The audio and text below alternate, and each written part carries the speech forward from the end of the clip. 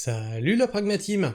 Alors, on avait parlé des champs et de l'agrivoltaïsme, qu'il fallait plutôt mettre des panneaux solaires et bouffer de l'électricité plutôt que de la culture qui sert à manger réellement. Why not, why not, why not. Mais là, je vais vous poser la question d'entrée de jeu. Est-ce que tu préfères manger, avoir des terres agricoles, des terres arables, ou te loger? Réponds en commentaire. Et avant que je commence cette vidéo, tu oublies pas, hein, tu t'abonnes, tu likes, tu partages, tu cloches. Et partager, c'est très important puisque la chaîne est shadowban et démonétisée. Donc comme je suis démonétisé et shadowban, j'ai beaucoup moins de visibilité. Donc je compte sur vous pour faire connaître ma chaîne et cette vidéo. On ne peut pas se permettre de supprimer des terres. Il dénonce l'expropriation d'un agriculteur au profit de la construction d'un lotissement. Alors déjà, deux choses me perturbent là, c'est que on ne peut pas se permettre de supprimer des terres, ok, sauf qu'on fout des panneaux solaires dessus, donc au bout d'un moment, il faudrait aussi qu'il n'y ait pas de poids de mesure. Là, il faudrait aussi dire la même chose, mais pour les terres qui sont recouvertes de panneaux solaires, d'accord? Sinon, c'est le poids de mesure. L'expropriation d'un agriculteur, là... What? Comment? Pourquoi? Attends. Donc, dans quel contexte? Comment? Pourquoi? Mais enfin, au profit de la construction d'un lotissement. Dans la commune du Sourzac, en Dordogne, un projet municipal de construction d'un lotissement sur une parcelle exploitée par un agriculteur crée toujours de l'attention. Alors moi, j'arrive pas à comprendre ça. Je n'arrive pas à comprendre ça. Comment on peut exproprier un agriculteur? Je vis dans un lotissement, hein. La terre a été rachetée à l'agriculteur, il n'a pas été exproprié, hein, pour en faire un lotissement. Bon, soit. Les lotissements, c'est pas ce qu'il y a de mieux. Mais maintenant, c'est ce qui se fait pour loger les gens. Dimanche 4 août, une nouvelle mobilisation était prévue. La troisième depuis l'ouverture des discussions. Mais moi, ça me va pas, ça. Hein. Qu'un agriculteur se fasse dégager pour construire un lotissement, il y a des étapes qui ont été sautées, là. Le feuilleton s'étale déjà sur plusieurs mois, depuis octobre 2023. Dans la commune de Sourzac, en Dordogne, riverains et associations sont vent debout contre le projet municipal d'expropriation d'un agriculteur. Dans le projet, ces parcelles seraient transformées en lotissements résidentiels. Moins d'un an avant la première mobilisation, un nouveau rassemblement était initié dimanche 4 août pour s'opposer à la destruction d'une terre agricole de très bonne qualité. Il faut se rendre compte que sur toute la planète, sur toutes les terres émergées, je crois que c'est 15 à 20% des terres qui sont arables. Et là, on te dit, on va prendre des terres agricoles de très bonne qualité, on va faire un lotissement dessus. Pardon, tu es maraîcher? Tu veux construire ta maison? Ah non, non, non, et il y a artificialisation du sol, là. Oh là là, tu fais une petite baraque de 50 mètres carrés juste pour pouvoir être sur ton lieu d'exploitation? Non, non, non, non, non, non, non, non, non, non, non, non, non. Non, non, nous on prend des hectares, hein. On prend 10 hectares pour faire un lotissement, mais là ça va. Ça rapporte de l'argent. Préserver les terres. À terme, la mairie prévoit la construction d'une quinzaine de logements sur une parcelle située sur la route de Rosa Parks, Georges Brassens et Jean Ferrat. Ces 2,5 hectares sont aujourd'hui exploités par Thierry Fétou, producteur de colza. Si le projet aboutit, lui et le propriétaire des terres seront expropriés. Mais comment c'est possible? Ces terres n'appartiennent pas à la mairie. Ces terres n'appartiennent pas à la mairie. De quel droit on peut exproprier quelqu'un comme ça? Quand on voit tout ce qui se passe dans le monde agricole, on ne peut pas se permettre de supprimer des terres.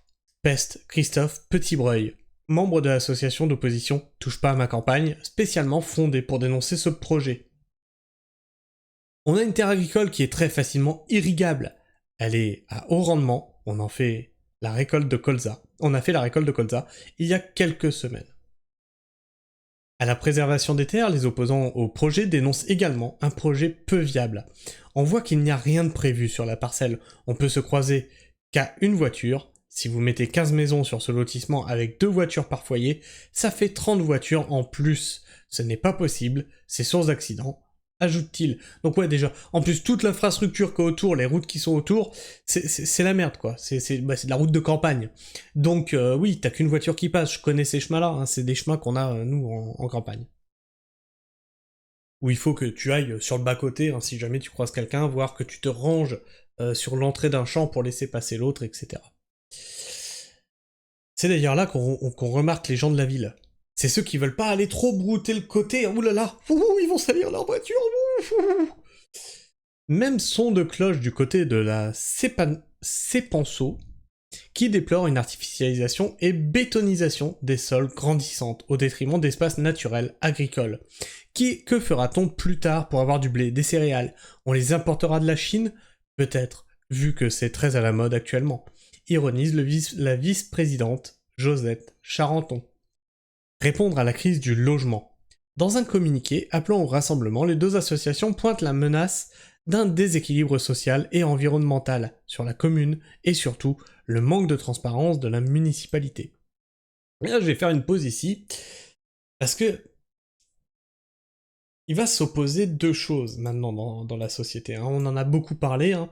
Les lois anti-artificialisation des sols, etc. Or, on est de plus en plus nombreux, on doit loger de plus en plus de personnes. Donc, il faut de plus en plus de place. Ou rénover des bâtiments qui sont à l'abandon. Sauf que cette dernière option n'a pas l'air d'être la priorité. Dans le même temps, comme il y a de plus en plus de monde, il y a besoin de plus en plus de secteurs de vente, les grandes surfaces. Donc, pareil, on construit encore des grandes surfaces. Puis il y a besoin de secteurs de divertissement. Plus il y a de monde, plus il y a besoin de secteurs de divertissement. Donc pareil, on construit des secteurs de divertissement. Donc on construit, très bien. Mais dans le même temps, si on est de plus en plus nombreux, il faut aussi nourrir tous ces gens-là. Dilemme, qu'est-ce qu'on fait? On prend les terres agricoles, on construit. On ne prend pas les terres agricoles, on ne construit pas, mais il y aura des personnes à la rue. Hein, on sait déjà que l'accès au logement actuellement est compliqué. Mais du coup, on peut nourrir tout le monde? Comment on fait? On est dans une impasse. Ou alors, on fait comme en Chine, et on commence à dire que ben voilà, il va falloir commencer à tabler sur un enfant par couple. C'est pas ce que je veux, hein, c'est pas ce que je vous dis, hein, c'est pas ce que je veux. Mais, il y a quand même des questions à se poser, et tu vois que ça commence à coincer, localement. Donc là, tu vois, t'as des petits points comme ça où ça commence à coincer. Il faut se dire que ça va se globaliser, se mondialiser. Parce qu'en France, on n'est pas non plus la population qui grandit le plus rapidement. Hein, va en Inde, va en Chine, tu vas comprendre vite le problème de la démographie galopante. Regrouper l'habitat sur un seul et même endroit, dans un moment où on essaie de réduire les zones d'emprise urbaine, ça éviterait des travaux d'assainissement, d'électricité ou d'eau. Des arguments difficiles à entendre pour Philippe Perlumière, le maire de Sourzac, qui voit de son côté un projet qui répondrait en partie à la crise du logement. Voilà. La problématique, elle est là, c'est qu'il y a une crise du logement, mais il y a aussi une crise de... faut nourrir tout le monde. Traversé actuellement, ces lotissements, c'était un atout pour la commune. Alors, moi je vous propose quelque chose, vous vous mettez en contact avec l'association des habitats légers, et puis vous faites quelque chose comme ça. Vous n'avez pas besoin d'une terre agricole, vous pouvez les mettre n'importe où ces habitats légers. Ça prend pas beaucoup de place, ça demande pas énormément d'infrastructures, ça vous coûtera moins cher, et vous pouvez loger les gens. Ah non, c'est pas loger les gens que vous voulez, c'est ramener de l'argent. C'est ça. Pour la vallée, pour tout le territoire, insiste l'élu. Permettre à des classes moyennes d'accéder à la propriété, c'est aussi libérer des locations, car on a aujourd'hui un déficit de logement avec des personnes qui sont hôtesses de caisse, aides à domicile, enseignants. Pas de perte de terre agricole, d'autant plus que l'édile dément la perte d'un terrain agricole. On avait une parcelle classée constructible qui faisait 4 hectares, que nous allons rendre à l'agriculture, dans le prochain PLU. Alors oui, alors attends. C'est tout le problème, tu vois. C'est tout le truc insidieux de cette loi non-artificialisation des sols qu'on avait vu. C'est, si tu veux construire un endroit, tu dois libérer de la place à un autre endroit, qui revient à l'agriculture ou à la nature. D'accord? Donc là, on te dit, on va prendre cette parcelle-là, parce qu'elle nous arrange, avec une très bonne terre de culture. Mais on va rendre 4 hectares, et on va la rendre agricole. Ouais, mais si c'est un terrain de merde comme j'ai chez moi, j'ai eu le courage de le transformer, ce terrain. Là, on est sur un terrain qui est productif, qui a une bonne terre. Si tu lui donnes un terrain de merde, où il y a que de la caillasse, tu veux qu'il fasse pousser quoi? Au bout d'un moment, toutes les terres ne se valent pas. Pourquoi tu construis pas ton lotissement sur ces 4 hectares? Et peut-être qu'il y a un souci au niveau du sol, non? Donc dans le prochain PLU, à la fin de l'année, tempère-t-il, on rendra une parcelle constructible à l'agriculture, et celle-là deviendra donc inconstructible pour le futur. Oui, mais alors pourquoi tu... Justement, elle est déjà constructible, ta parcelle. Elle fait 4 hectares, t'as besoin de 2 hectares et demi. Pourquoi tu prends pas sur la parcelle qui est déjà constructible? Plutôt que de prendre une terre agricole, la rendre constructible, et reprendre une autre terre et la rendre inconstructible. Mais vous aimez vous compliquer la vie ou c'est comment, là? Donc on ne perd pas de terre agricole. Si, tu perds de la terre agricole. Si tu donnes une terre de merde, si tu lui donnes un rocher, tu veux qu'il cultive quoi là-dessus? Malgré les justifications apportées par la mairie, les associations ne démordent pas. Un recours en justice a été entrepris contre l'arrêté préfectoral afin de classer ces parcelles comme d'intérêt général. Et vous voyez, j'ai donné plein de points, hein, comme les habitats légers, etc. On voit bien que derrière l'idée du maire, il y a quelque chose. Pourquoi il n'a pas pris ces terres-là, qui sont déjà constructibles? Pourquoi il prend ce terrain-là? Peut-être parce qu'il est mieux placé par rapport au bourg, etc. Donc c'est ça qu'il cherche, c'est du pognon en fait. Parce que ça rapporte les taxes, hein, les impôts locaux. Nous voulons aider à la préservation des terres agricoles nourricières. Non, alors tu leur fous la paix. Nous voulons aider à la préservation des terres agricoles nourricières, tu leur fous la paix alors. Tu les prends pas. Non seulement pour les propriétaires et les riverains, mais aussi pour les générations futures, Arc, la Penso, elle demande l'arrêt complet du projet en cours. Ah oui, non, ça c'est l'association qui dit ça. Ok. Ouais. Et je suis tout à fait d'accord avec ça. Foutez la paix aux agriculteurs, on en chie déjà assez comme ça. Foutez-nous la paix, arrêtez de construire, surtout pour construire de la merde comme ça. Hein. Vous avez déjà des terrains qui sont constructibles, prenez les terrains qui sont constructibles.